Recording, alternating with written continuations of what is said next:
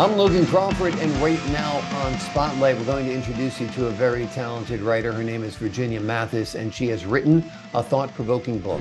It is called Unseen Chains: Slavery Left Behind, a personal challenge to partner in racial healing and restoration. This book combines straight talk with biblical principles to explore the lasting impacts of racial injustice and offers guidance on creating a more equal and unified society. We're delighted to have this talented author join us here today on Spotlight. We thank the team at Atticus Publishing for helping us put her in the spotlight today. And we ask viewers like you to support writers like her by subscribing to our channel. Virginia, great to see you here today on Spotlight. Oh, thank you so much for inviting me. It's a privilege, and I just appreciate the work you're doing, and your team has been fabulous. Wonderful. I'm glad to hear it. And I am very, very happy to have you on the show because your work is fabulous as well. Unseen Chains. What made you come up with this concept, and what made you want to write about racial inequality in America? My journey is a 40-year-long journey of mine. I was born and raised in Georgia, ended up with a dream to go west, went out west. I attended a multicultural church out there, but the leadership was Black. Mhm. And so it was considered a Black church, even though it wasn't. I spent 18 years with them, and we became family. So there was different races, the Native Americans, the Jewish, Spanish, all of us. And they just really loved me, and we became family. So that started my personal healing journey. Mhm. We moved back from South Dakota back to Georgia in 2002. And at that time, I started attending seminary. The lady that, the apostle that's over the seminary, the dean, um, every year in Black History Month, she would do a panel and discuss racial problems. I was kind of the other side of the story. And so she always invited me. That's also a Black seminary. And when we would get through, I would just challenge her, Apostle, we really need, this is a problem. We really need to do, what can you do? What can you do? This went on for about 3 or 4 years. And then one time she turned around and said, and what are you going to do about it? Mhm. I said, oh, okay. I had already started writing, and it was way before George Floyd. But when we saw his death, it triggered something, and it was like it's like God was saying, "This is enough. We've got to really pay attention and do what we need to do." So I I just challenged her, and she challenged me. So I became a voice in the conversation and wrote the book. Wonderful. Well, we're glad you did because it's an important conversation that we should be having about race in Mhm. America. Now, the book is called Unseen Chains. Do you think those chains still exist in America? We've had an African American president, we've got an African American vice president, but perhaps inequality still exists. What do you think? Absolutely. I'm still seeing, especially small towns in, well, Georgia, small towns, other uh, different people come through and they say, I'm still suffering this. I'm still, um, going through this, and we're all scratching our head like we thought we were that. Yeah. It does exist. In personal. The reason I wrote the personal is because it starts with individuals. Mm. And there was a movie one time that I was watching called Something New. It's about an up and coming Black young lady in an all white firm. And they set her up on a blind date with a white, laid back country guy. And they began a relationship, and they both had a bad day. They were in the grocery store on the way home from work, and they got into an argument because she was talking about the racial injustice. And he says, it's not all of that. Why do you always make it race? He said, I don't see color. Now, I've said the same thing, and other people have said the same thing. But her answer was, if you don't see my color, you can't see my pain. Mm. So it's like, ooh, I said the same thing. I see pain. So since I've been back in Georgia for 40 years, I've been in Black churches. Mm. And I've been well received. I've been loved. I've been helped, but I had my personal healing to do that. But yes, it definitely exists. It's still in some churches. It shouldn't be, but it's in churches. It's in workplaces. It's in society.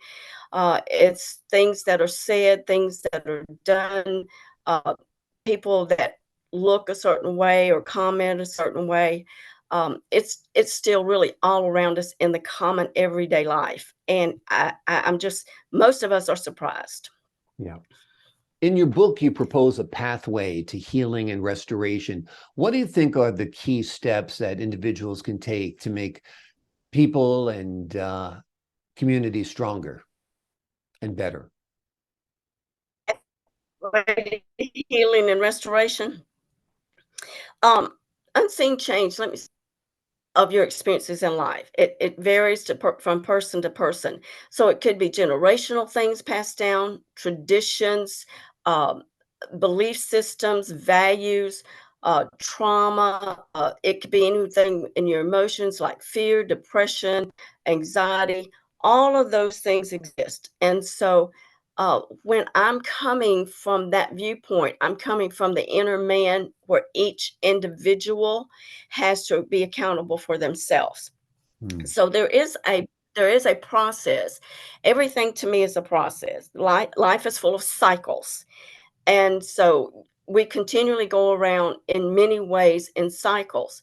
But the the the healing and restoration comes in when it starts with individuals. Uh, God has to deliver that uh, hate, the rejection, the misunderstanding, the ignorance, all of those things, because what happened in the book is the Willie Lynch letter is what I based it off of, and he wanted to dismantle the African American family. So we're seeing the results in the family. So your restoration starts with individuals, which goes into the family, which goes into your church, your workplace, your society. It goes down the chain to where it makes effects. But the links in the chain, everything has a link, and everybody's links are different. It's your experiences, it's your trauma, it's what you've been through, it's the hurt, it's all the hopelessness. So the restoration is a long process, and it involves a lot of other things that have to be considered. The society at large, the culture, of course, the laws, the systemic laws, the prisons, institutions.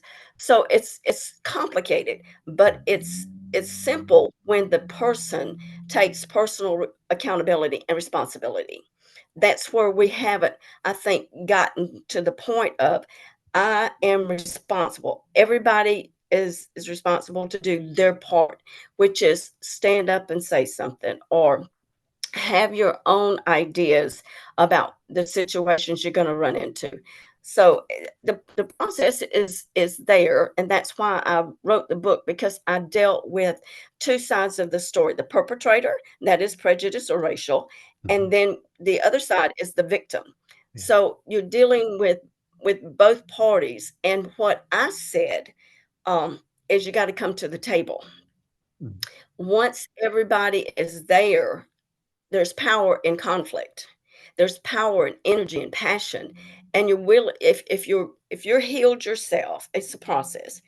If you are healed, then you can come to the table and you can bring some sort of solution, your part, where you work, where you go to church, who's friends, all the things. And even on the news, sometimes you will hear things that is said that's not exactly right. But it is taking the challenge of the personal journey. It is also just taking that personal accountability, because slavery was a national issue, and Abraham Lincoln came in and apologized for it when the war was there. But the focus of the book a lot is because we want we want everybody to at least have a part. Everybody's responsible. Pain is universal. Everybody understands pain. You can be a different culture, a different language, a different lifestyle, but when you see pain, that should relate more than anything. So I saw the pain. Everybody sees the pain. So that makes you accountable to be a part of lessening that pain or coming across and helping somebody. Absolutely. If you're not part of the solution, you're part of the problem. And now you have proposed a great solution in your book. It is called Unseen Chains, Slavery Left Behind, a personal challenge to partner in racial healing and restoration. It is a wonderful book written by Virginia Mathis that offers straight talk with biblical principles to explore the lasting impacts of racial injustice and offers guides to those who are looking to create a better, more just society. Virginia, thank you so much for joining us here today on Spotlight. Thank you so much. It's just a privilege. Thank you so much.